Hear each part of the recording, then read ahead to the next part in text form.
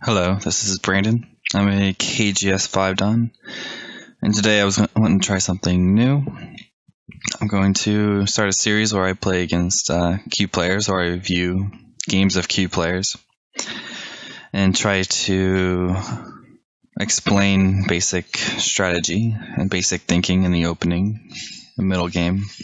And today we'll focus on the opening. So let's get started.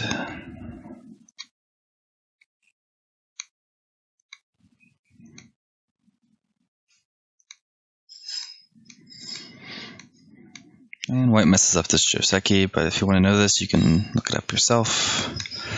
But the idea here is white is not making very many points here.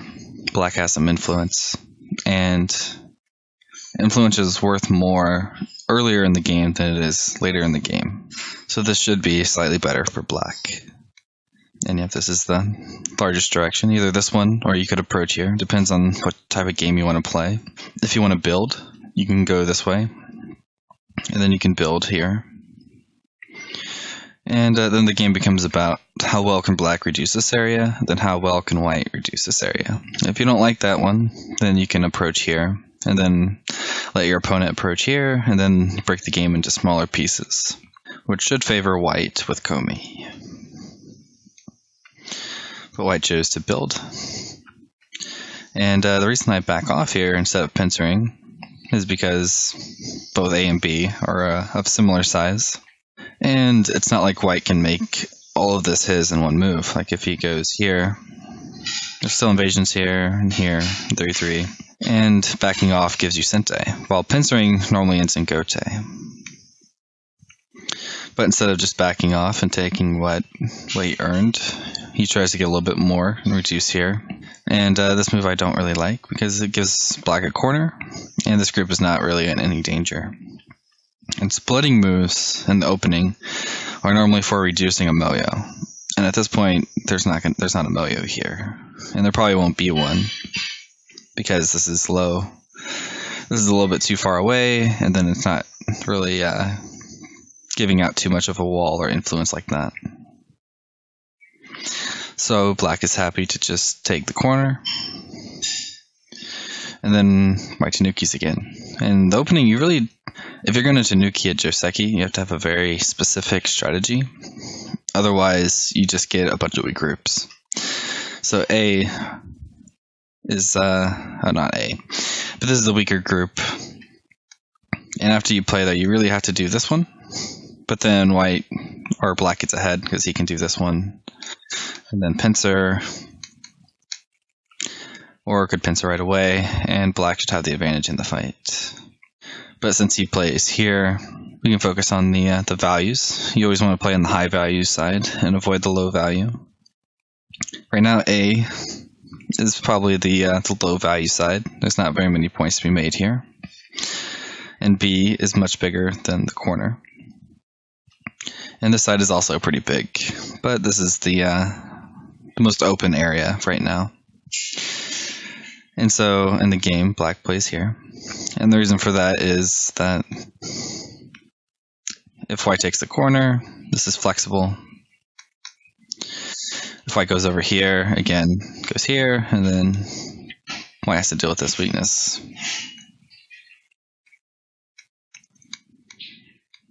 So again, we play a Joseki, or a bad one for white, but don't have to worry about that for now. So here, there's four areas to be played. B is probably the one that should be played, but it's painful to do so, because if white plays here, black takes the corner, white goes here, and then black gets to choose from the biggest sides on the board, which is this side and this side. So at this point, this is low value, and this is low value. And that's because this is just making a base, not making any points. And it's giving up Sente because when black defends here, white has to play on this side, which is also low value. And this is low value because this is so strong. So there's really no points to be made here. So white would like to try to build the bottom side, or invade or reduce the left side. Instead, he plays this move, which again is just the wrong side because this is strong, and he's giving away this weakness here. So I got the first move on this side, which is reducing the B side while expanding the A side. And then he invades, which he kind of just creates another weak group because they're too far away to connect. And I just defend here to take advantage of either this weakness here, or I can extend here to prevent the base of this group. And another good timing, because, well, if white plays here first, and then black goes here, white can defend. He makes a base, but because this group is so solid, it has really no effect on it. But I extend anyway because it's reducing this area, and it's making it a little bit stronger.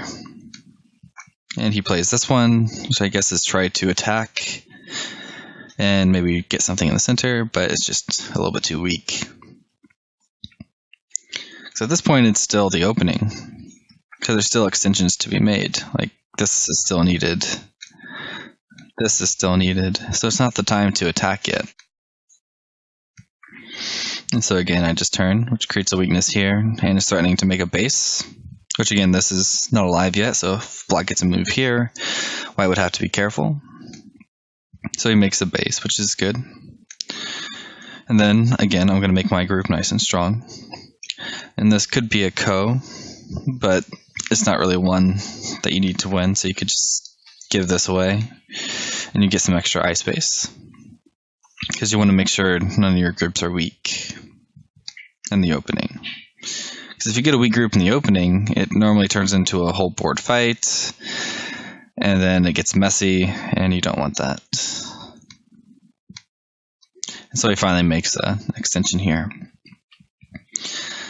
So at this point, after this move, it's probably the start of middle game, because there's no more extensions, no more big areas left to play. All that's left is invasions and attacking stuff. But you can see here that black has really nothing to attack. Both of these groups are very strong. This corner is nice and strong, and this corner is also strong. While white has this group here, which can be pressed down, and this can be cut off. This group is not alive because you can't live with a two-space base. You need at least a little extra. And then he has this weakness here. And this weakness is probably the biggest weakness on the board, so white should be defending it. But instead he plays here, which I'm not sure why, because again, it doesn't really defend this area. So I invade. And he tries to fight back. And in the end, these get cut off. But again here, my goal is not to kill, but to just make sure my groups are nice and connected. And if I kill, I kill. But your main focus should be keeping your groups connected. Tries to connect. And then it's game over. So yeah, definitely when you play in the opening, you definitely want to focus on the high value areas. A lot of times there's more than one. Like here, black can approach here, black can approach here, and you can even approach on the insides. It really depends on the strategy, and you can even play on the top. But as the game goes on, those values change.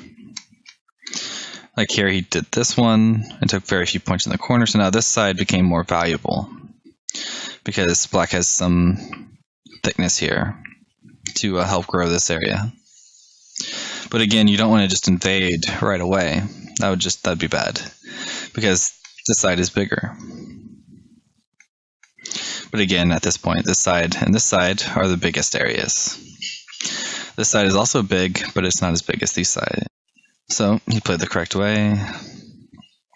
And again, you can see that again, the sides have changed. So the values have changed. A for white is worth a lot more now because he can build this large area. And B is not worth as much because, again, this is low. If it was high, then maybe it would be okay to play something on this side. But because this is low, it lowers the value of this side. And because black is probably going to enclose this one, it becomes even less valuable, because if you play high, then there's easier ways to invade it. So B is probably a very low value area eventually. But white played there, which makes it easier for black because it was low value, but now black can get points in what should be Sente. And again, the values change again. So every move you have to recalculate the values of areas. So again, A it's still not worth that much, and B is bigger than the corner. And same with this one. You have to look at the values between the corner and the side. The side is not that valuable because this can't be attacked. If black does this one, white makes it base. If black plays over here, white goes here. Black needs to extend, and then there's some weakness on this side. So black does not want to play on this side. So again, go for the corner.